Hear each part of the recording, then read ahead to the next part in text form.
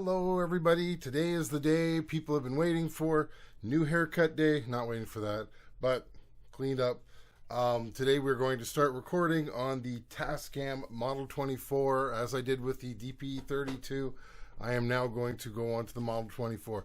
Now in this case, I bought a brand new card. It's a SanDisk Extreme SDHC UHS-I card. So now, I don't know if a lot of you know it. We're going to go over here. This is the Tascam website. That is not the Tascam website. This is the Tascam website. If you go to support and then go to OS and media, and we'll look up Model 24. I just clicked on it. I'm having slowness on my internet. Okay, so they have, this is called the supported media and others. So this is a PDF, and you can look up cards on this one, SD cards, which they have tested, and they will give you a comment about them. So my card, now I looked at this, and at first I saw the first one here, which SDHC USHI card. No remarks. Mine's a 24 gigabyte. I couldn't find the part number. I don't know where the part number is on this piece of paper here. Well, there, maybe that's it down there. Let's see. That does not seem to match my part number. So let's see if I can find my part number in this. Now I did see this down here, the Extreme, which is the same. My part number is CWCIN. So I do not see. Now, it might be because I'm Canadian. I don't know. Doesn't look like they have my part number in here for any of these. So, I'm taking a chance on this one. But I thought it might have been this one down here because it is the SDHC, excuse me, UHS card, and it has a star 1. Oh, sorry. Which says performance today be degraded significantly if it is used repeatedly. It says to do an erase format. Now I can't seem to find mine on here. Whatever, that's fine. I don't know. I'm not going to worry about it. So what we're going to do, let's go over to here. That's our little Tascam screen. You can see me in the reflection. I'm going to turn this on. Up pops up Tascam. Sorry about it not being clear. The hue does not seem to get it very clear. Now I just put this card in, so this is what it's asking. So it says no sys file. Make sure sys file. Are you sure?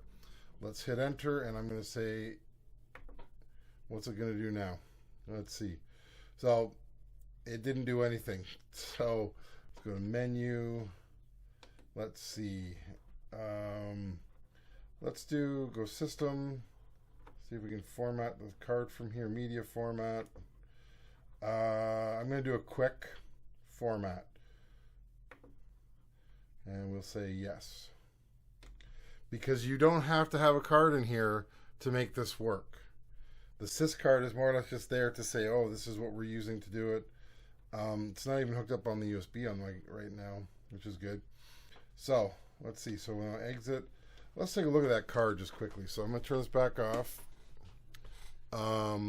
I'm doing this more for so you guys can see what is actually in the card.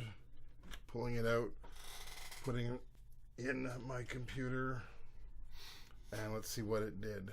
So now if we open the card, you will see it put the MTR directory, the meter directory, the music directory, the utility directory, and it made a sys file.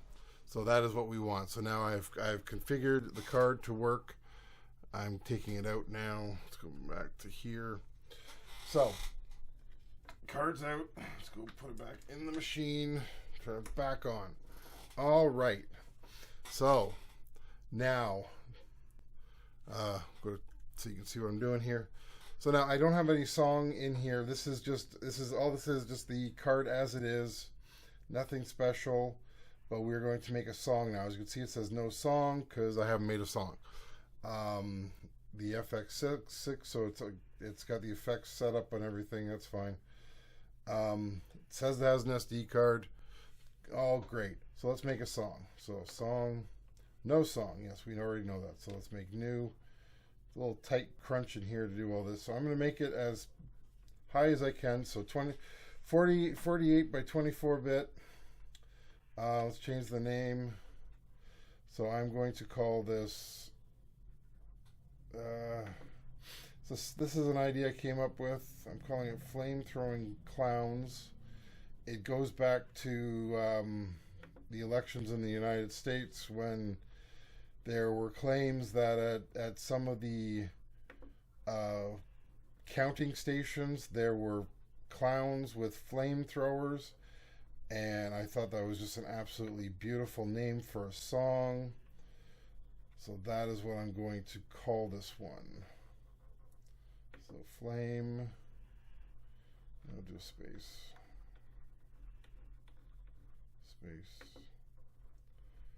and I'm just going to put clown, flame clown. Because you can name this whatever you want. It's not written in stone. So I don't know which one is harder to use. I do like the big jog button on the DP32. Oops, that's clue. All right, let's go back one. W. And then N.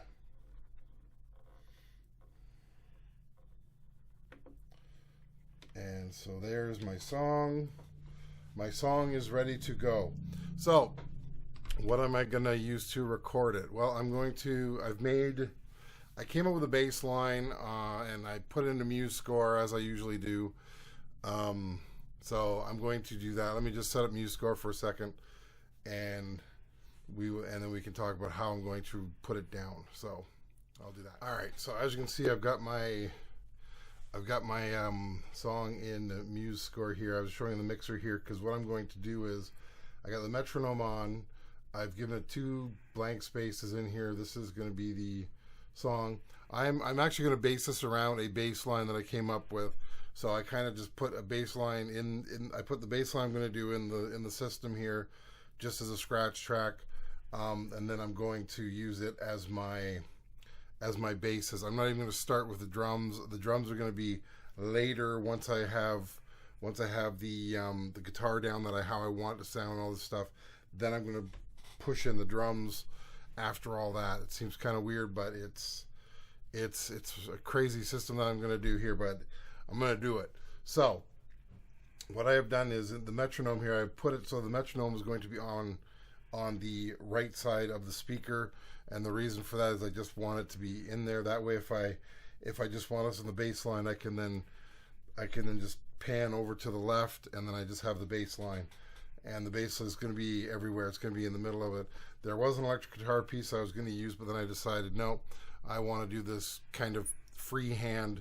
Once I get the bass line in as I want it, then I can do it freehand. So this is what it's going to sound like with the metronome playing, and then after I play this little piece for you here, I'm going to switch and I'm going to record it. We're going to record it via Bluetooth. Let me just show you here. So I have Bluetooth, it's paired up. I'm going to be recording onto track 2122 because that is a kind of a scratch track, as I have said before. It's just kind of there. That's my T. So that's how I'm going to do that. Yeah, excuse me. That's what I'm going to do. So let's play a bit.